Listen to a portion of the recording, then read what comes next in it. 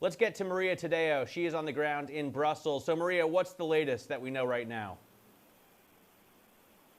Well, Matt, this is a long meeting. This is, again, another all-nighter. It does feel like this is a situation that we've been through before. But, again, it's those deep divisions in terms of how do you heal Europe from the coronavirus crisis. And what we do understand is that overnight, France, Spain, Italy, they all shifted to this idea that there should be a recovery fund, something like a joint fund.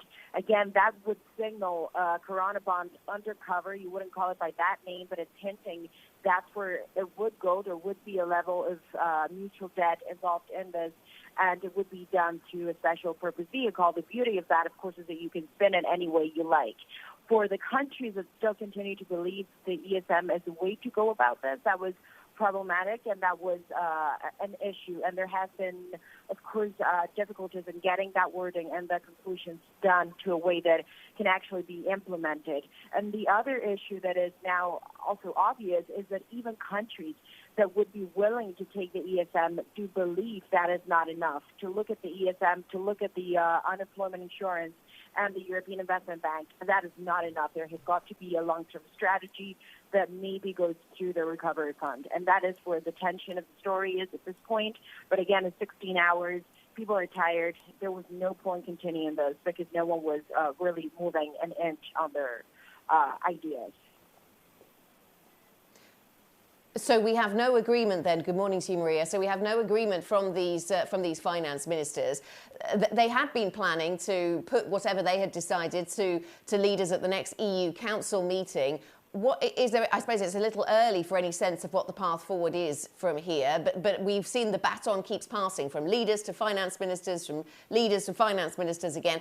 I suppose the only way forward here will be to try and get these finance ministers in a room once again and try and hammer out some kind of compromise.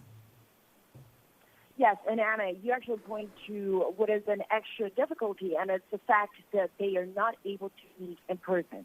They're doing this via conference. Everyone is in their own countries. And we do understand that this is actually creating problems because it makes the negotiation very difficult. When you cover these summits, you know very well there is bilateral meetings, you know there's one-on-ones, countries that get together 2 on 2 and they try to hammer out those difficulties. But the issue with being apart is that the countries are saying, this is what I want, but not actually engaging that much in a negotiation. Also, you have to factor here that this is almost a bigger political story now, that this has gone past to the finance ministers who would think this is something for leaders to actually deal with. If you look at Conte on Monday, the Italian premier made it very clear, I say no to the ESM, I want a Corona bond. So for his finance minister, it's really difficult to actually engage in a negotiation when that's the guideline that he has been given.